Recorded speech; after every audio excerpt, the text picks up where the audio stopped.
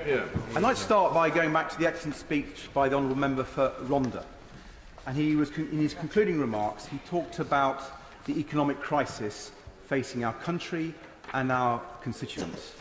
And he's right to put that in the context of the debate today, because I think it speaks about the need to have a government with a leader that can command respect. With inflation at 7%, its highest rate for 30 years and rising still, with families facing the deepest fall in their living standards since the 1950s, with the pain of those energy bills and those rising food prices, compounded by the government's unfair tax rises, we know that our constituents are facing real hardship. It's not just a cost of living crisis, it's a cost of living emergency. And at such a time, the country needs a government that's going to be focused on tackling that economic emergency. And crucially, it needs a government that it can trust, with, as the Honourable Member said, moral authority.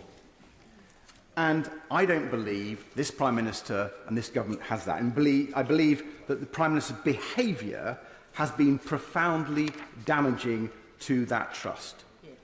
Breaking the very laws he himself introduced, laws he was telling everyone else to follow, laws he rightly said were essential to save lives and protect our NHS, laws that forced countless families to make enormous sacrifices.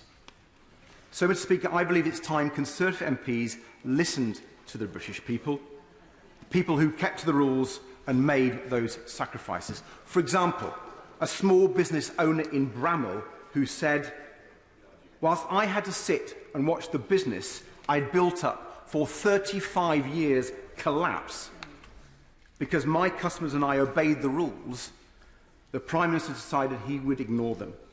My family and I will never forgive him and those that treated us like fools." The member for Cheadle would do well to reflect on her constituents' words when she continues to support this law-breaking Prime Minister. Or this message, the member for Eastbourne, from a constituent of hers who attended his father's funeral just 4 days after the Prime Minister's birthday party. "We sat apart. We didn't hug each other. We weren't allowed to have a wake to celebrate his life. I just came home and cried that he was gone. When the next election comes round, I will remember." And the member for Lewis, whose constituent said, "My parents were unable to attend my uncle's funeral. This pain will remain with them. The conduct and subsequent untruths of the Prime Minister are disgraceful and only add insult to their hurt." And that's the key point, Mr. Speaker. It wasn't just the fact that the Prime Minister broke his own laws. It's that he thought he could get away with it by taking the British people for fools. He stood at that dispatch box and told this House and the country repeatedly that there was no party, that all guidance and rules were followed at all times in Number 10. The fact he thought he could get away with such absurd claims, let's be honest, we all knew were false at the time, and which the police have now confirmed were false, speaks volumes. It says clearly that this Prime Minister takes the British people for granted. He thinks the rules that apply to the rest of us simply don't apply to him. As a constituent of the member for Wimbledon says, "The Prime Minister seems a man without shame and devoted to one principle only, staying in Number 10. He is disgrace to the office of Prime Minister and an insult to the millions of the electorate who played by the book." I give way to the Honourable Gentleman. Grateful to understand where that quote come from, because I don't recognise it. To the Honourable Gentleman, I'll make sure that he does. The fact that Conservative MPs have let the Prime Minister get away with all this until now speaks volumes about them. They could have kicked this Prime Minister out of Downing Street 10 months ago and begun to restore the public's trust and confidence in the government and in our democracy. Instead, Conservative MPs have so far... Sorry, it's a point of order. Point of order, Mr. Hammond. Misheard the Honourable Gentleman. He has just said that I wrote something. No, what did you... Sorry, He said something. He said Is that mess up then, David? He said he didn't, so that's fine, isn't it? You've asked the Instead, question. Conservative MPs have so far ducked their responsibility, only eroding public trust and confidence even further. The member for Cheltenham, for example, once said that his red line for resignation from the government was if there was a scintilla of a suggestion of unlawful action. Well, the Prime Minister has been fined by the police, yet the member for Cheltenham is still drawing his government salary. By keeping the Prime Minister in his job, Conservative MPs have made themselves guilty by association. And if they vote no, if they vote to kick the can down the road again, if they vote to bend the rules, to let one of their own off the hook again, if they don't hold the Prime Minister to account for his law-breaking and lies by voting this Prime Minister out, Conservative MPs should know that their constituents will hold them to account at the ballot box. Perhaps the member for Winchester should listen to the vet in his constituency who says, if I broke the rules and lied about it, I would get struck off. So why hasn't the Prime Minister been struck off?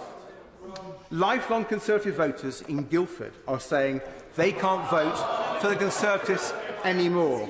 Mr. Speaker, they complain about elections. The problem is, Mr. Speaker, if they won't hold this Prime Minister to account, the electorate will have to hold this Prime Minister to account.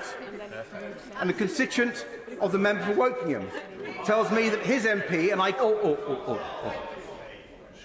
We're mentioning a lot of members and members' constituents. I hope the members have been notified that we're going to be name-checked.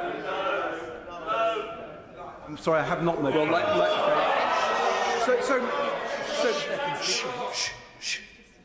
So what I would say is, can we now, if you're not going, I suggest that we don't name any more unless the members are aware of it. And in fairness, I think it's only fair in future we do that.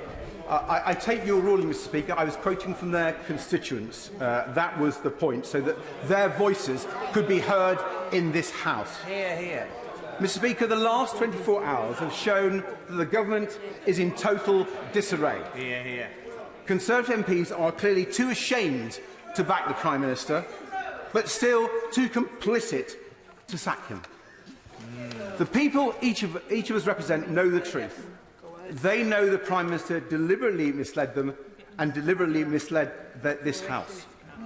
It is an insult to their constituents, especially bereaved families in their seats, and it will be another Conservative stain on our democracy.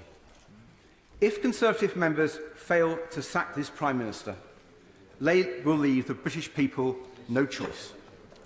And when it comes to the council elections on the 5th of May, let alone the next general election, it will become the patriotic duty of every voter to send this Conservative government a message that enough is enough by voting against them.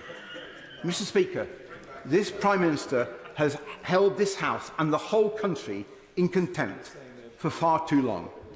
Now it must be this House's turn to hold him in contempt.